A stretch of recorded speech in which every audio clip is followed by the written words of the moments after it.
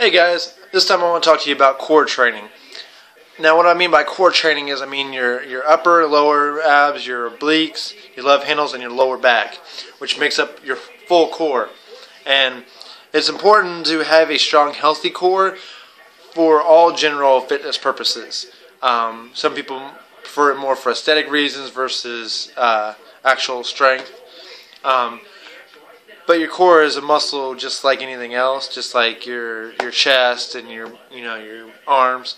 So I want you to really kind of put more thought into your training, because a lot of people overlook it versus the people that want like just abs or get rid of the love handles. But I really want you to think about trying to balance the way you do it, where you are doing some kind of progressive weighted lifts.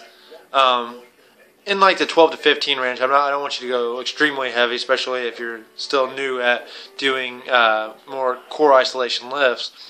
But then I also want you to do body weight lifts in the 20 to 25 rep range, where you're concentrating more on the breathing, because you want to inhale as you stretch out, you want to exhale as you contract the ab muscles, and you really just blow out every last bit of breath as you're contracting it, which actually makes the muscles work harder, and that's what you want.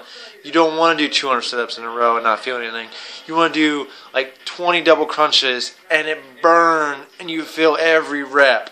And that's what it's all about. I literally just did that today. I did 3 sets of 20 reps with 20-second rest in between, and I about died. Like, it was intense. But that's what you want. Like, you want to be able to do the minimum work and get the maximum results from it, right? Exactly. So you need to know what you're doing when you're in there.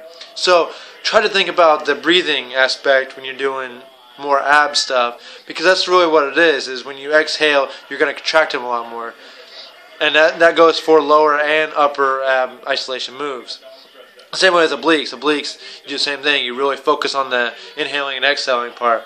Now your lower back, you don't really necessarily need to worry about that, because the lungs really can't affect it too much.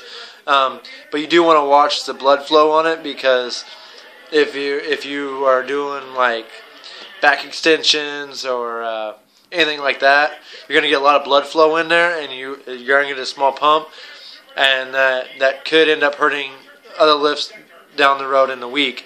So if you do back extensions in the middle of the week and then you have squats at the end of the week, it could end up affecting that, because your back stabilizes your squats. So just be mindful of what lifts are coming up next. When your love handles, a lot of people, they want to get you want to get rid of your love handles. A lot of it does have to do with burning off the calories that are stored there, which is kind of hard to isolate them. I realize that, but if you keep putting in calories, then that's all you're burning off. You're not going to burn off the ones that are stored. But there are moves that do isolate them, and some people I noticed don't really do them right, so you need to make sure that you know how to do the moves, and you'll get so much more out of it. I've done I've done one video already where there's a couple of moves I do in there that really work the love handle area. And no, I don't have love handles, but that's the point. I'm doing moves now that help work that area to where like it is fit and firm. You know what I mean? Because if not, and I slack off, then I have more work to do.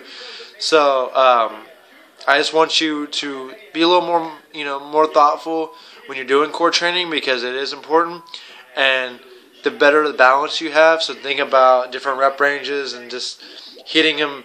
I like to do lower ab targeted lifts first in my training, and then upper, and then do where I'm really focusing on the full spectrum of the abs at the end, and I do get a lot out of it that way. And I only do a half hour of core training a week, when I actually do it all in one day.